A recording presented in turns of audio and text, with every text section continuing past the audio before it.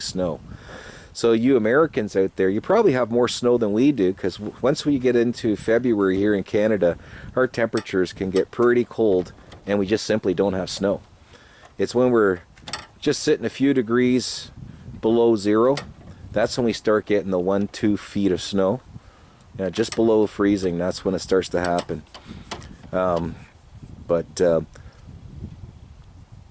And if you do get snow when it's colder, it's usually like very granular too. So if it's like very granular snow, this thing just eats right through it, no problem. It's only that wet stuff. That's what I hate, is that wet stuff. There you go. There you go. So he's just got the rag underneath there, and he's just kind of pushing the wheel through, and take off the old grease. Yeah. Get ready for the new. Yeah. I bet you a lot of people out there probably just don't even realize how important it is just to kind of clean your machine, especially in the linkages areas. Get rid of any gucky oil, and then yeah, and the old grease, oil, yeah, because it gets contaminated. Yeah. It's counterproductive after.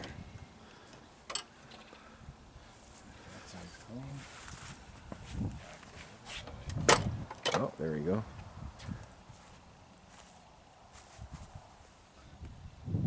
And when you flip it over, make sure you got no gas in the tank, because it will leak out. Yeah. Learned that the hard way.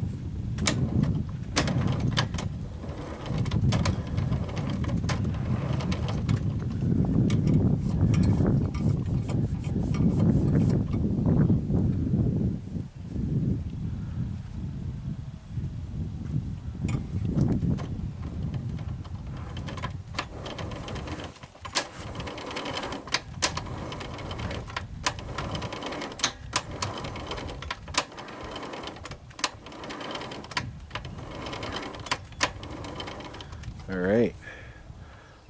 I'll just go over the engine size here too, actually, since we can see it up here. It's a, I'm not too sure if you can see. It's a 2008 cc. Yeah, 2008. 2008 cc. You can get them in 179 cc. Well, it says 208. 208, yeah. Yeah, 2000. Yeah. That'd be, yeah. 208 cc's, yeah. See if I could. Yeah, there you go. You guys at home can see that there. So what's that? 4 horsepower or so? Something like that. I don't know. I have to do the Yeah. calculation. I don't know. It's probably about 4 or 5 horsepower. Yeah, I'd say about 5. Yeah. We haven't had any power problems really with like chewing through snow. Only when the wet snow came. But you could buy also kits too for your impeller. You can get those rubber little paddles. You can put them inside your impeller. Yeah. And it closes inside the housing of the impeller housing.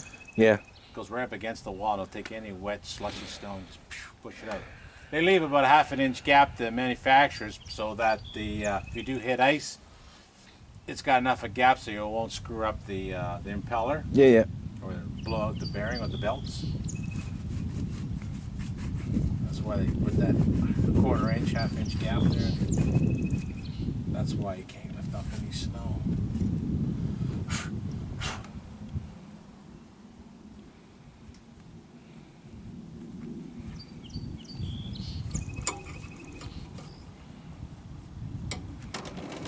That's one thing good about a snowblower too. You can kind of just tip it any direction you want, like up, down. Like change an oil, just kind of hold it, flip it up or on its face there, and then expose the gears underneath. So that's kind of nice that you don't really need any type of apparatus to work on this. Just get a flat spot on your lawn and away you go.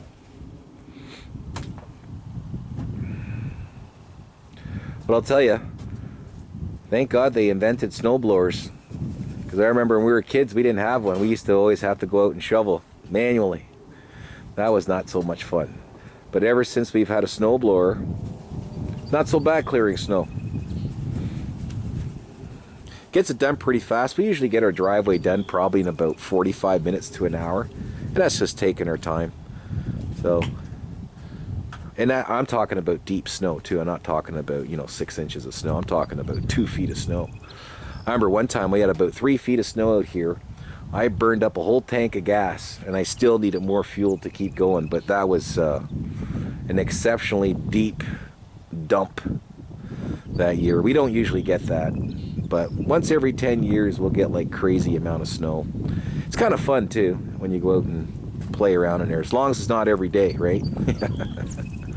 Was that the white grease you got there now? Yeah. White lithium. Let's just show the can there, see what you got. Let's just show the guys at home. White lithium grease.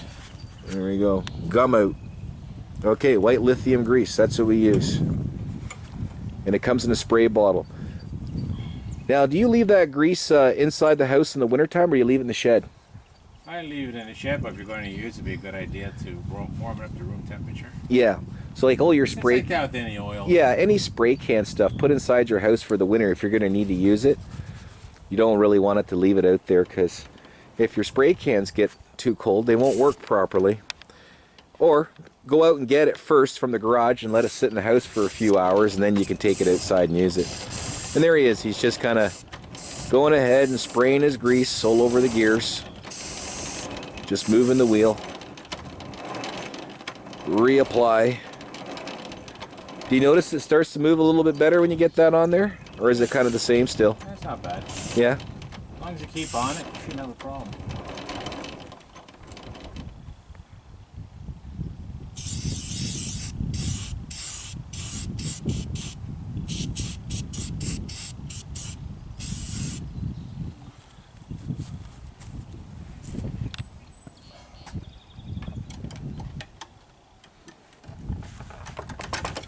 Alright.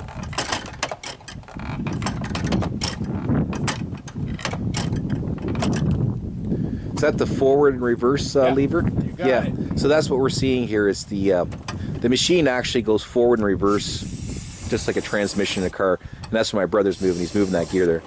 I'll go show you. I'll just let him do that. I'll just go show you quickly what that looks like here. You're probably wondering, what the hell is he doing? Yeah, here it is here. I won't touch it because he's working there. But all that is just, you know, reverse and forward, you know. So if you want to back up with the machine, you don't have to yank it back. You can get the wheels to turn for you. And same with going forward, especially pushing through really deep snow. That's all that is. It's just your standard transmission. And boy, you got quite the ice cream effect going there, eh? Yeah.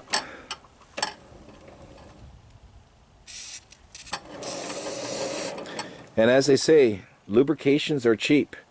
Parts and repair are expensive. So don't be afraid to do things, because buying a can of lubrication can really save some money in the pocketbook. And you can see he's being very liberal with the oil. Very liberal. Yeah.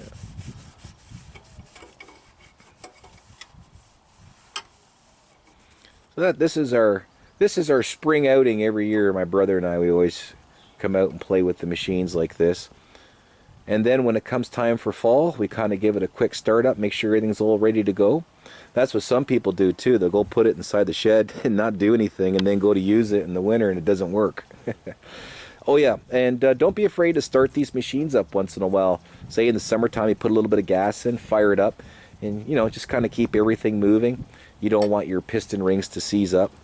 And that's what I find with any of our smaller machines, is just to run them, you know, every month or so. Just kind of fire it up, make sure it's all good, warm up the oil, and then put it away. And we do that. We actually start this thing up in the middle of the summer just to run it a little bit, play with the gears, make sure it goes forward and reverse.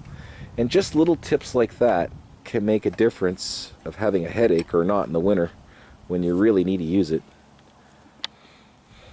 I've been watching some other stuff like, what is it called? Pterodactyl? Pterodactyl, Donny Boy 73. Yeah. They really show you like with how some people treat their machines. They just kind of say it doesn't work and fix it. And then you find out they left gas in it for like 2 years, especially generators. People are guilty of that.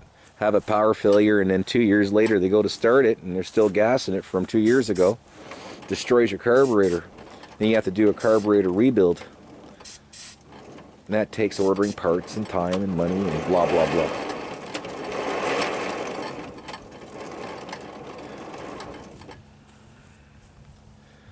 Alright, is that all good now? Yeah, it's going to slide it back and forth, clean up any excess grease. Okay. If you got a little grease on it, no big deal. Scrape it off. That's kind of cool how that works, eh? Yeah.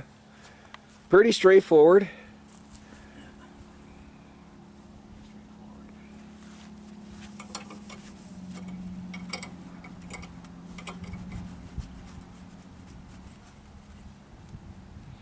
Now the spark plug in this thing, how many times have you changed that over the years? Twice? Yeah. And do we use Champion OEM or do we use NGKs. We use NGK? Yeah. Like NGK. That's the other thing we've noticed too, is that we switch to NGK spark plugs. We find they're the best. They're really good quality. They make your engine run nice and smooth.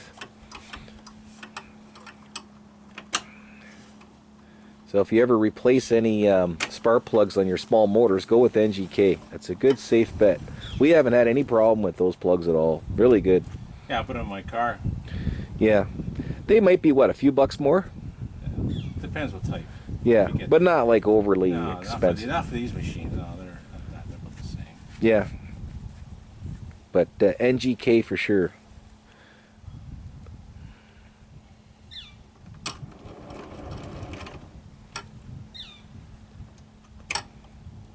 Any extra grease, just wipe it off with a rag.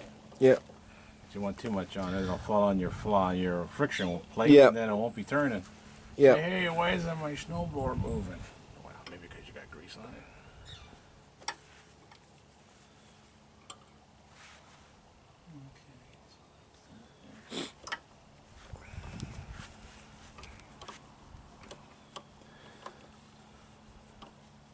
I say we're probably, what, with the oil in this now, we're probably about a whole 30 minutes into this little operation. Doesn't take long. Just take No. your time. Best thing Nice is, day. Take your time. No Yeah. rush. a nice day, you're not doing much. What I like about it too, it's not like, you know, pain in the ass maintenance. It's just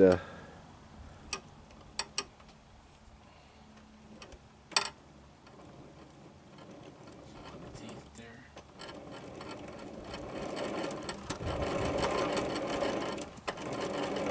And that's pretty much it, folks. Are you done now? Just gotta put the plate back on. And you got to put some engine oil in still too, eh? Yeah, I left that out because I had to tip the engine, right? Yeah, yeah. Leak anything. Oh no, that's smart. Yeah, that's very smart. Yeah.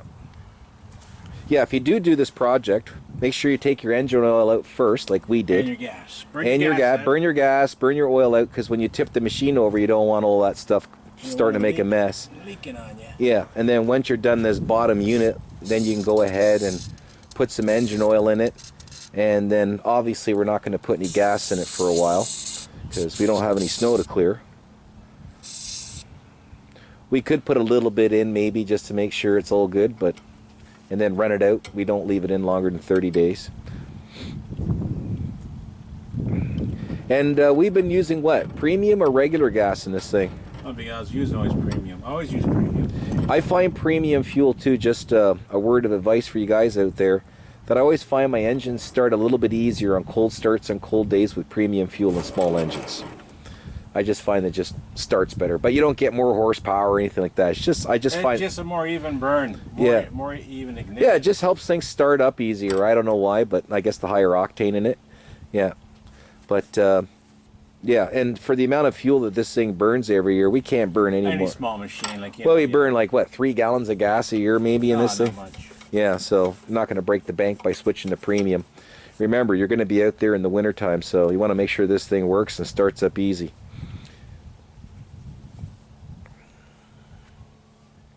Yeah, so I'll have to paint this thing. It needs a paint job. Yeah. Any rust paint will do. Yes, trim clad. Trim clad. Any rust paint will Yeah, do. trim clad or any type of rust paint. Get some emery paper, give it a quick scrape. Scrape her up, rough her up, paint it up. And so what if it comes off in a couple of years, you can retouch it up again. All you're trying to do is slow down the rust so you don't start getting holes in your machine. Get there. Damn oil there on top. I'll take care of that right now. I gotta say the snowblower is probably the easiest thing to work on, unless it's like, you know, like really broken. Like just to do the maintenance on it, looks pretty. Yeah, change a coil on it, got to tear half the machine. Oh yeah. I mean, when things actually break on it, yeah. But for just general maintenance, it's oil changes, cleaning this thing up again. It's pretty straightforward, and we don't usually have too many repairs every year, obviously. Try not to. Yeah. Nothing's a guarantee. Yep. Just like politics, nothing's a guarantee. Don't get me started. Yes. Well, then you'll get me started, and then we'll have to listen to me for a while. Oh, there you go. He's actually, this is a little spring there. Yeah, just grease up that little spring there. That spring is getting a little bit brown looking. So I just put a little bit of oil on that, grease, sorry. And, excuse me. The thing I like about this stuff, it clings. Yeah, it's a little bit stickier than, say, conventional oil. And don't use penetration oil, it'll just disappear in about a day. It's got to be a grease, yeah. And the white grease I like too, because you can see it better, you know. When you put it on, you can actually see it against the darker components of the machine. So you know what's greased and what's not greased.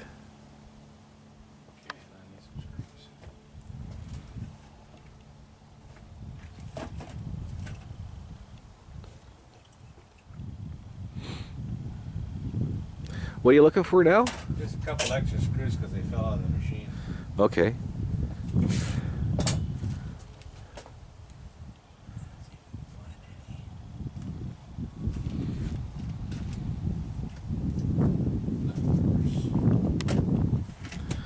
All right, I'll let him get that. I'm gonna just give it a quick shutdown here.